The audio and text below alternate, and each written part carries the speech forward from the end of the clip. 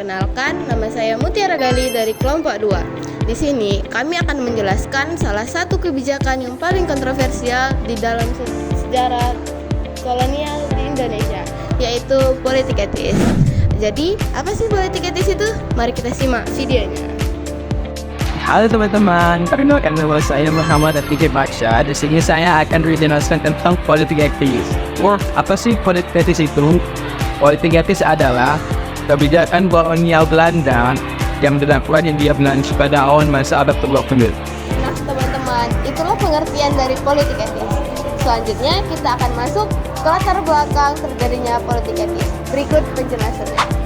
Perkenalkan, nama saya Muhammad Rehan. Saya akan menjelaskan tentang latar belakang terjadinya politik etis di Indonesia. Latar belakang terjadinya politik etis yaitu karena adanya kesadaran dari sebagian politisi Belanda bahwa kolonialisme Belanda telah merugikan masyarakat pribumi di Hindia Belanda. Pandangan ini dipicu oleh kritik yang mengatakan bahwa Belanda memiliki hutang moral atas eksploitasi dan kemiskinan yang dialami oleh masyarakat pribumi. Akibatnya, kebijakan ini diterapkan untuk meningkatkan kesejahteraan rakyat terutama melalui pendidikan, irigasi, dan transmigrasi. Teman, itulah penjelasan dari terjadinya latar belakang politik etis. Selanjutnya kita akan membahas mengenai siapa sih tokoh wartawan, penggagas, dan penulis bukunya. Teman-teman, perkenalkan, nama saya Khailani Syarifai. Di sini saya akan menjelaskan tentang penggagas utama politik etis. Siapa sih tokoh penggagas utama politik etis? Tokoh penggagas utama politik etis adalah Comrade Theodor van de Venter. Ia menulis artikel yang berjudul EN RSCO atau Hutang Kehormatan pada tahun 1899 yang menyatakan bahwa Belanda memiliki hutang budi terhadap rakyat Hindia Belanda dan harus bertanggung jawab atas kesejahteraan mereka. Teman-teman, perkenalkan, nama saya Indah Berangku. Saya akan menjelaskan siapa sih wartawan yang meliputi saat Van de Venter menggagaskan kebijakan politik etisnya. Tirto Adi Suerjo, seorang wartawan dan tokoh pergerakan yang mendirikan surat kabar Medan, Prijaji. Tirto mendukung perubahan sosial dan pendidikan bagi pribumi dan melalui tulisannya, ia memperjuangkan gagasan-gagasan yang sejalan politik etis. Hai teman-teman, perkenalkan, nama saya Nazwa Sakila. Saya akan menjelaskan tentang siapa sih penulis buku dari gagasan utama politik etis, yaitu yang menggagasnya adalah Van de Venter. Nah, yang menulis bukunya adalah H.C. Klinkamer. Dia yang mendasari edukasi, irigasi, dan emigrasi. Nah teman-teman, itulah penjelasan mengenai wartawan, penggagas, dan penulis buku dari politik etis. Selanjutnya saya akan menjelaskan 3 gagasan utama atau kebijakan dari politik etis atau biasa disebut Trias Van de Venter. Yang pertama ada edukasi atau pendidikan.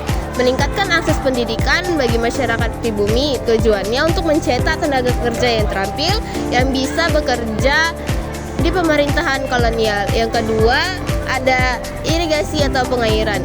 Tujuannya untuk meningkatkan hasil panen terutama padi, untuk meningkatkan ekonomi pemerintahan kolonial. Yang ketiga ada emigrasi atau perpindahan penduduk. Tujuannya untuk mengurangi daerah yang banyak penduduknya ke daerah yang sedikit penduduk seperti Sumatera dan Kalimantan.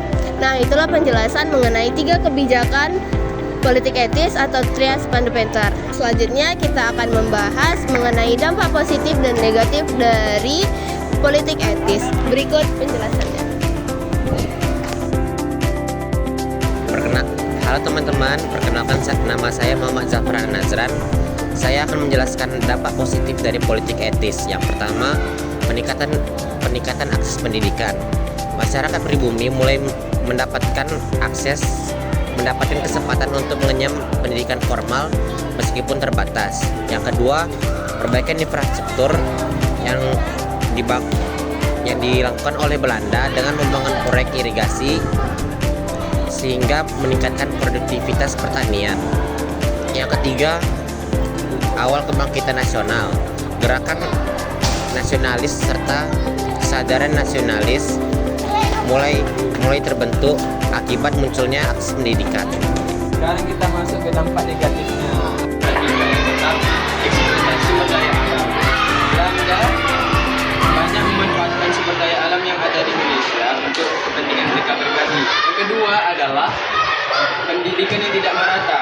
Pendidikan hanya bisa diakses oleh masyarakat kalangan elit, sedangkan masyarakat kalangan biasa mereka sulit untuk mendapatkan akses pendidikan. Yang ketiga, kesenjangan sosial. Terdapat kesenjangan sosial antara kaum elit dan kaum biasa yang tidak mendapatkan manfaat. Nah teman-teman, itulah penjelasan dari kelompok 2 mengenai politik etis. See you next time. Wassalamualaikum warahmatullahi wabarakatuh.